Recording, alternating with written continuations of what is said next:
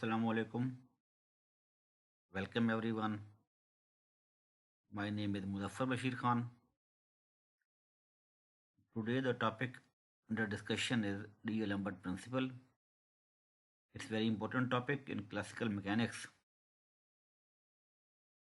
D-Lambert principle के साथ कुछ और भी important definitions हैं जो मैं आज के लेक्चर में डिस्कस करूंगा। तो उसमें जो सबसे पहला डेफिनेशन है हमारे पास डिग्रीज ऑफ फ्रीडम। लेकिन जब कोई भी सिस्टम या कोई भी एक पार्टिकल मूव कर रहा है और हम उसकी मोशन को स्टडी करने जा रहे हैं तो वो कोऑर्डिनेट्स जिनकी मदद से आप उस पार्टिकल की मोशन को या सिस्टम ऑफ पार्टिकल की मोशन को कंप्लीटली डिस्क्राइब कर सकते हैं उसको हम कहते हैं degrees of freedom. Number of independent coordinates of a system are called degrees of freedom. या आप ये कह सकते हैं कि ये वो कम से कम कोऑर्डिनेट्स हैं जिनकी मदद से आप किसी भी पार्टिकल की मोशन को कंप्लीटली स्पेसिफाई कर सकते हैं, डिस्क्राइब कर सकते हैं, उसको एक्सप्लेन कर सकते हैं। या आप ये कह सकते हैं कि ये कम से कम ये जो कोऑर्डिनेट्स हैं ये वो कम से कम कोऑर्डिनेट्स हैं जिनको एक्सप्लेन किए बगैर, जिनको डिस्क्राइब किए बगैर आप किसी भी बॉडी की मोशन को कंप्लीटली एक्सप्लेन नहीं कर सकते। इसकी एग्जांपल हमारे पास है कि कोई पार्टिकल अगर ट्रांसलेशनल मोशन में मूव कर रहा है तो उसकी फिर 3 डिग्रीज ऑफ फ्रीडम होंगी। 3 से मुराद यहाँ पे ये है कि वो अलॉन्ग एक्स एक्सिस मूव कर सकता है, अलॉन्ग वाई एक्सिस मूव कर सकता है, अलॉन्ग जी एक्सिस मूव कर सकता है। तो किसी भी बॉडी की अगर मोशन ट्रांसलेशनल मोशन है then that particle will have 3 degrees of freedom. First along X axis, second along Y axis and Z along and third along Z axis. अगर उसके ऊपर कोई कॉन्स्टेंट नहीं है तो कॉन्स्टेंट्स के बगैर या किसी पाबंदी के बगैर या किसी बॉन्डिंग के बगैर ट्रांसलेशनल मोशन वाले पार्टिकल की डिग्रीज ऑफ फ्रीडम 3 होंगी।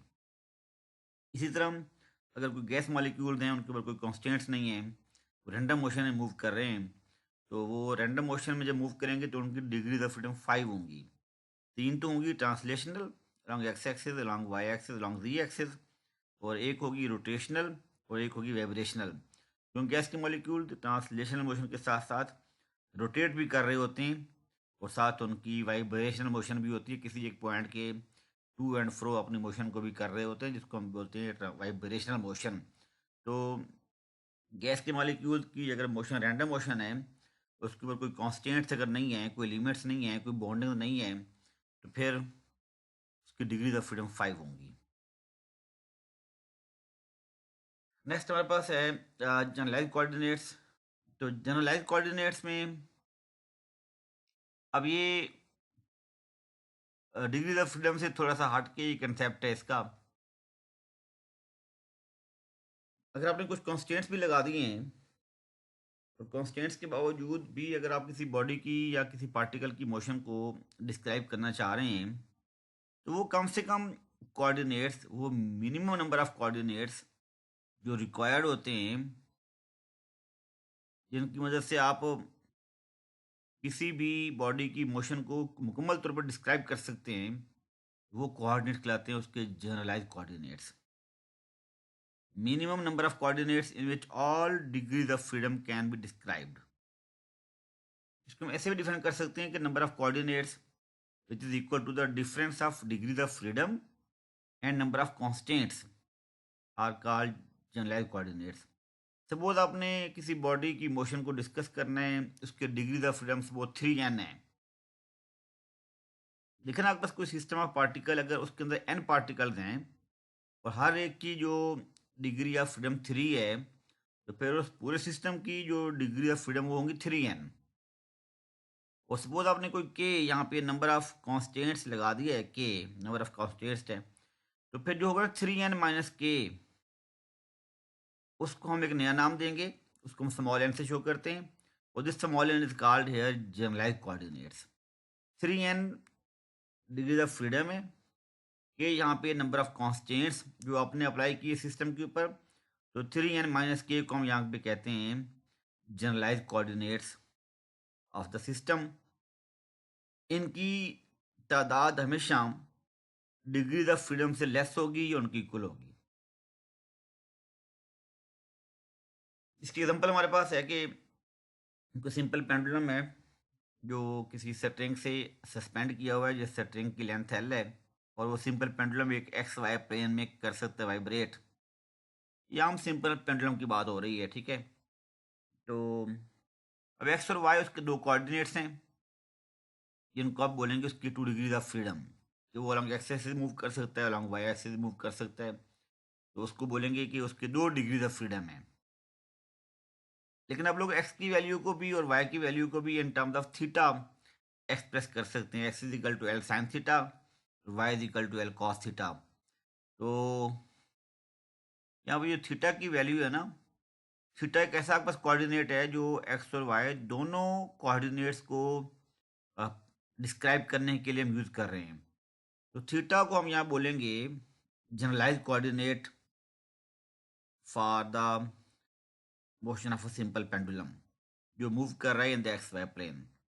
एक्स और वाई उसके कहलाते हैं डिग्रीज ऑफ फ्रीडम, और एक्स और वाई दोनों को हम लोग पैरामीटराइज कर सकते हैं, उसको डिस्क्राइब कर सकते हैं इन टर्म्स ऑफ थीटा। तो थीटा को हम यहाँ पे बोलेंगे उनका generalise coordinate. Next is here virtual displacement.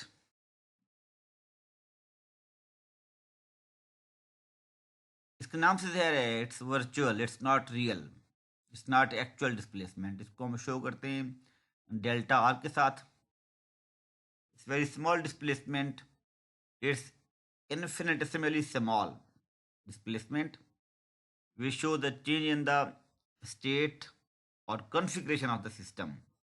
जो सिस्टम की स्टेट या सिस्टम की कॉन्फ़िगरेशन में चेंज को शो करता है as a result of small change in coordinates of the system. It's not actual displacement of the system.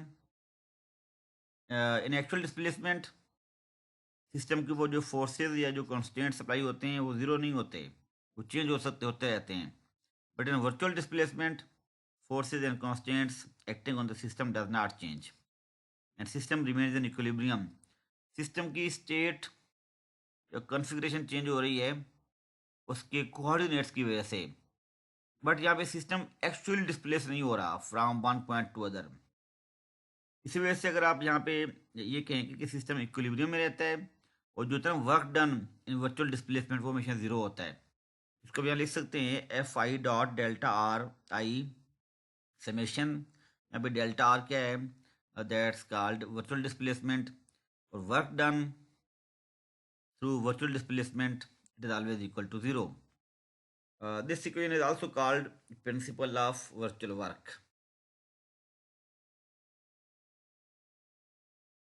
No it's here D'Alembert principal.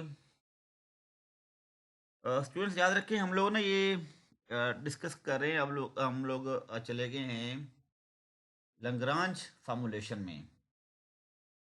Lagrangian formulation या Lagrange formulation में D'Alembert principal आपके पास बड़े important topic है जिसकी base पे हम लोग Lagrange equation भी ड्राइव करेंगे नेक्स्ट लेक्चर में इंशाल्लाह।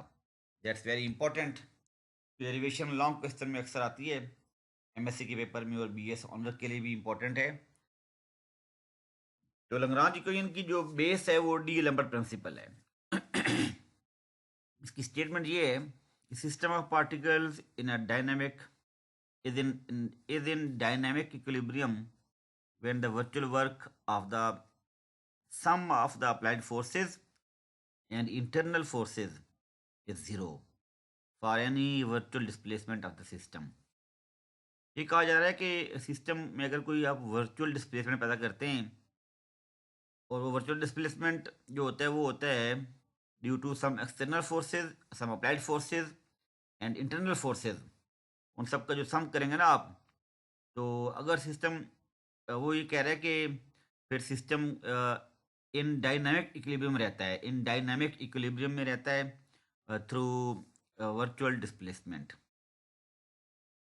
इसको ये भी कह सकते हैं कि sum of differences between forces acting on the system of particles and the time derivative of momentum of system of particle applied for a virtual displacement is zero.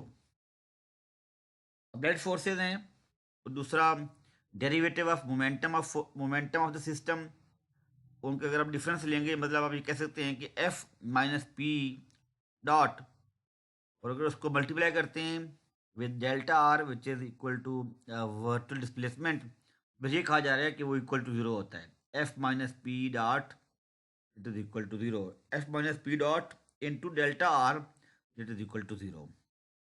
इसको हमने प्रूव करना है. देखिए according to second law of motion हम लिखते हैं F physical to M A, तो इसी को हम लोग लिख सकते हैं D P by D T which is also equal to here p dot. Force acting on the body that is equal to p dot, that is equal to derivative of the momentum of the particle or system of particle. ये हम पहले prove कर चुके हैं. अब इसको ऐसे लिख सकते हैं कि अगर आप जब पी डॉट को ले जाएं लेफ्ट साइड तो लिख सकते हैं F I minus P I dot. I यहाँ पे किसी भी पार्टिकल के नंबर को शो कर रहा है, तो F I minus P I dot is equal to zero. आप जानते हैं कि क्लासिकल मैकेनिक्स में जो डॉट होता है वो हम यूज करते हैं फॉर डेरिवेटिव. तो पी आई डॉट से मुराद है derivative of the momentum of the particle और सिस्टम ऑफ पार्टिकल. तो F I minus P I dot is equal to zero according to the principle of virtual work. अभी हमने लिखा जो नेट फोर्स है उसको अगर हम डेल्टा डॉट ले लें डेल्टा आर के साथ तो जीरो होगा. अब यहाँ पे जो नेट फोर्स है वो हमारे पास है F I minus P I dot dot delta that is equal to zero. अब यहाँ पे जो नेट फोर्स होती है ना एफ आई जो किसी पार्टिकल पे लग रही है, that is equal to the sum of external forces F I E for external and small F I where small F I is here force of constants और फोर्सेस ऑफ कॉन्स्टेंट्स.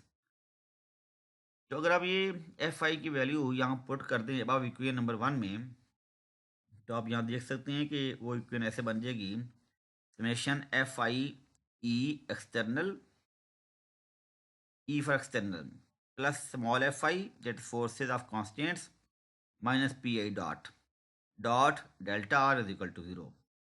अब हमने ये कह दिया कि जो हमारे पास सिस्टम है ना उस सिस्टम के ऊपर हमने एक यहाँ पे एक कंडीशन लगा दी कि in this system work done by forces of constants is zero. अगर work done by forces of constants is zero है तो फिर F I dot delta R I ये ज़ीरो होगा. तो अब इसको जो टर्म यहाँ पे है ना F I dot delta are है वो ज़ीरो हो जाएगी. फिर ये नेक्स्ट बन जाएगी आपको सीक्वेंस फॉर्म में summation F I external minus P I dot dot delta R is equal to zero.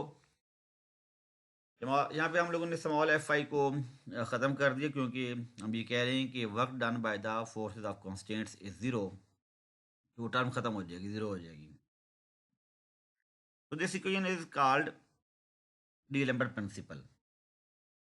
In this equation, Phi is external force and minus Pi dot is called reverse effective force. In this equation, Phi external minus Pi dot into dot delta R that is equal to zero. This summation, this equation is called D'Alembert principle. It's mathematical form of the D'Alembert principle. Thank you, Ji. Thank you very much. Thank you for watching.